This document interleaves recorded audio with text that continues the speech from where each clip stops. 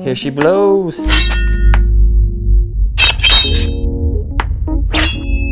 Welcome back to the channel. Once again, Justice Goebel, good to see you guys. So today we want to introduce you to the 240Z, which is one of our new builds. Here she blows. Or technically I've had this car for about 5 years now, and so I've already been building it. As you can see, there's a little bit of stuff done to it, and I'll go through what I've already done. I'm going to give a brief overview in this video, but I'm going to post the link to my build thread below that if you want to follow along, you can see some of the new updates as I continue to build on it. I'm also you can read through all the old updates and see all the different things I've done and how I did it. I've tried to be pretty thorough about my documentation. So now overall, it's a pretty sweet little build. I picked this up in 2015, right before getting married. Picked it up from Blackfoot, Idaho. You could see that it used to be a rust bucket. The original color was this gray color, which looked pretty good, but there was so much rust on all the quarter panels, which worked out to my favor. There was a lot of rust right here, and it rusted all the way through. The original quarter panel went that far, so back then, I especially didn't have the skills. I've gotten better now, but I had to rework this fender and do all this stuff along with a couple of the other fenders as far as like body panels and things like that. I also shaved and deleted a couple of things like the antenna, and I got rid of the side mirrors that were right here, shaved those and did all the metal work there. So eventually I'm gonna put just some fender mirrors because got to keep it JDM, baby. I had it sandless blasted in my front yard a few years back. I was trying to get it done for my wedding, but it just didn't happen. I ended up cutting my face open and getting a pretty gnarly gash, which I also documented that in the build thread, so you can read that. But yeah, that kind of screwed up my progress, and it ended up just kind of taking forever, and plans have changed so much. Originally it was going to be just a straight restoration, and then since then I've decided to do a few other things with it, as you can see. So if you look in here, you can see I've gutted it out.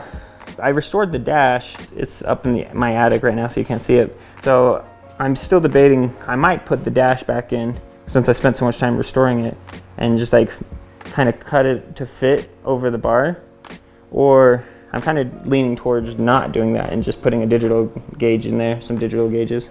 The roll cage was built by a buddy of mine named Thomas Miser. He owns Fabin 801, does a bunch of fabrication, a lot of rock crawling, and like he does a lot of rock crawlers. He builds they're called rock lizards. Super good, super talented welder.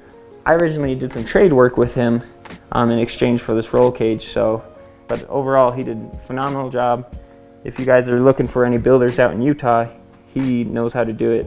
And it's especially impressive. He was able to I gave him the rule books that I wanted to be able to race in with this, because I plan on this being kind of a little track car. And I gave him the rule books, and he was able to just, figure out exactly what needs to happen. So it looks awesome. And he went all out on it. You can see the cage also goes through there. Pretty amazing job that he did. So the engine itself, so I got these from some locals here they bought a 240SX and wanted to put a 2JZ into it. And this is RB25. I don't know if it's a Series 1 or a Series 2 because all the parts you can kind of see behind. So you can see my garage is finished. In later episodes, my garage won't be finished because I've already filmed those episodes. And I'm going to just kind of put this at the beginning since it's the entire overview. Don't be alarmed, you're gonna go back in time. Anyway, so you can see all my parts right here for the engine, for the RB. Got a lot of crap mounts. I'll have a video that I'm going to go through that, how I built those mounts. Got plenty of parts put on, but since this came already kind of modified, I don't know if it's a Series 1 or a Series 2 because any of the initial things that identified it were already replaced with aftermarket parts. So not sure, don't really care. I've got plenty of plans kind of making this even cooler, so eventually it's gonna be sweet. My goal is kind of like 400 to 500 horsepower at most. I don't want it to be a 1,000 horsepower monster or anything, so it's already a really light car as it is.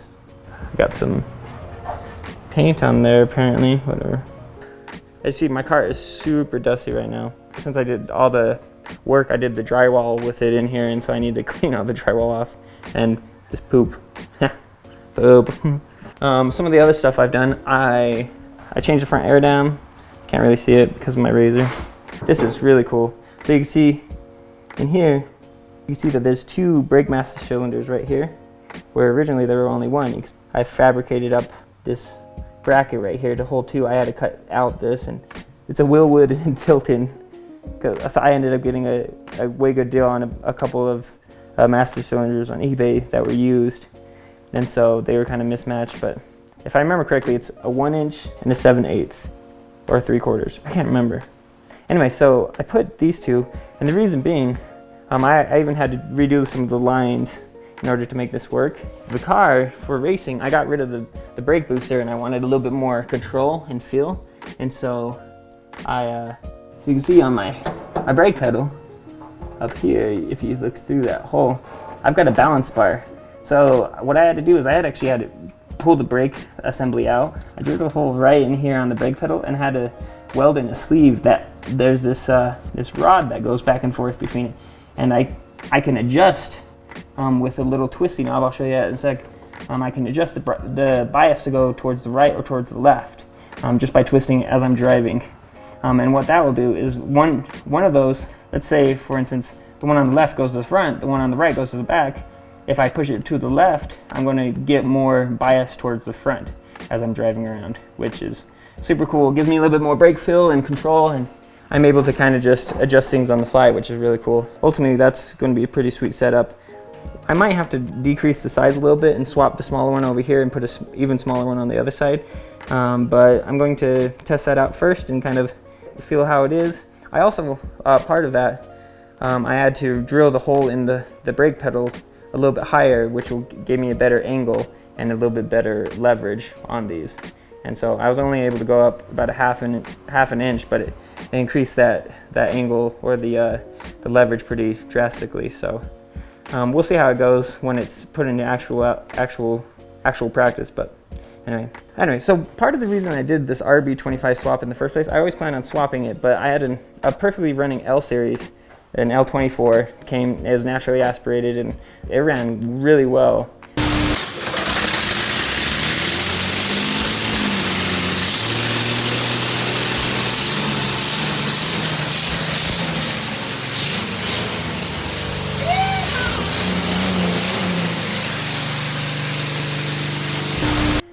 And when I first got the car, it drove really well too. I just drove, like, I would drive around the block and stuff, and didn't have any problems shifting, anything like that. Took it all apart, and then did all the body work and paint. I painted it all in my garage. It's a IS350 color, graphite gunmetal is what it's called, which you can't tell, but eventually I'm going to polish it, and I'll do a video on that, and it's going to look way better. Anyway, so I did all that work, and then put everything back together, and the engine ran perfectly. But the transmission, I noticed, wouldn't shift very well into third. And so I pulled it out, pulled the transmission apart, and actually, I have it right here, because I still want to rebuild it. It's hard to tell, but this gear right here is trashed. And so that was what was causing it. And so eventually, all I need to do is replace that gear, and I'll be able to fix it. Anyway, in that moment, I decided, after pulling it apart, I realized, crap, I need a new transmission. So I started looking for a 280ZX 5-speed transmission, which would have been a perfect swap, and you can get them pretty cheap, but at the time I could not find any. And so I was like, I looked for a few months and I just kind of gave up, and I was like, I had some buddies who had this, and so I got it for a pretty good deal with the transmission engine. And so I was like, I jumped on it. It's got, it's turboed, and so it was kind of just fell into my lap. And of course now there's a ton of the 5-speed transmissions always that every time I look on my local sellers page, I'm always finding them, but whatever. I've got an RB25 now, and I'm pretty stoked on that. So that's how I got the RB25 in the first place. Another thing that I've done is I've redone the wiring throughout the whole car.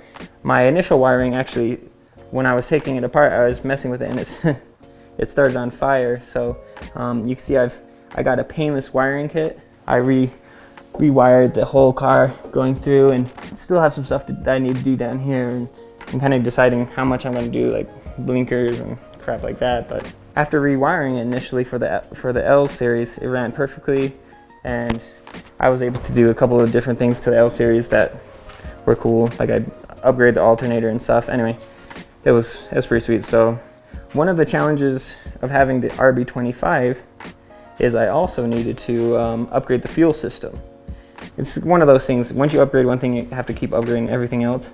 So what I had to do is I went down and I tore out all the brake lines that were initially in there because they were too small, and put these 3/8 lines in, which will do a much better job and should be sufficient for my horsepower level.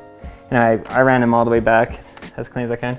I was just going to keep the original gas tank, but I decided rather than do that, I would upgrade to this little 5-gallon tank that I got off of eBay, and that's going to go in right here.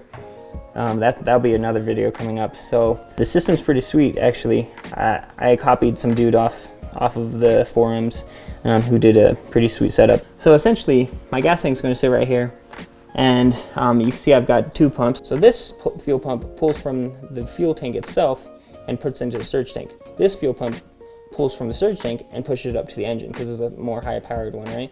I mean, it's going to be end up being around 6 gallons that I can hold between the 2 tanks. So not long enough for a road trip, but perfect for my needs, which will keep it lightweight, and I'll also be able to just fill it up pretty quick. Anyway, so that's kind of the setup right there. It's pretty sweet, and I'm sure to work really well. So I just need to wire up my 2 fuel pumps now, which I have the wiring set back here, and that will be another fun video that I'll keep track of.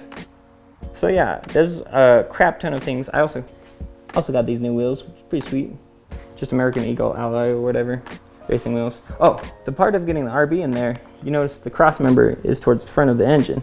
So I pushed it as far back as I could, and this isn't, it's actually going to sit a little bit farther back, so it's going to be pretty close to this. Originally, these RBs came with a front sump oil pan, which worked well because the R32 GTRs have cross members in the back. So the oil pan went down towards the front. Well, since my cross member is right here, then I needed a rear sump oil pan. So I had a buddy, he's a cousin of mine, he threw this together using the super talented welder.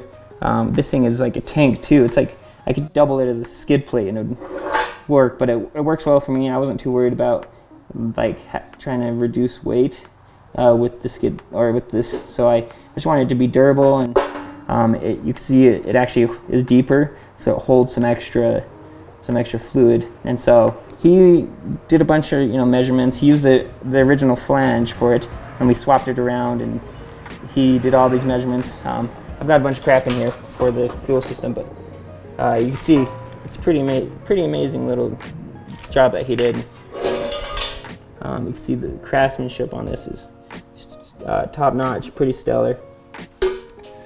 And so the one thing I still need to do is, this is the oil pickup tube, and originally, since the engine was going forward sump, it was, let's say this was the back of the engine, this was the front, and it sat kind of like this and was way closer to the bottom. Well, now that we've reversed it, I need to cut right here, and I need to spin it around because the angle's not right, and then I need to extend it so it goes to the bottom.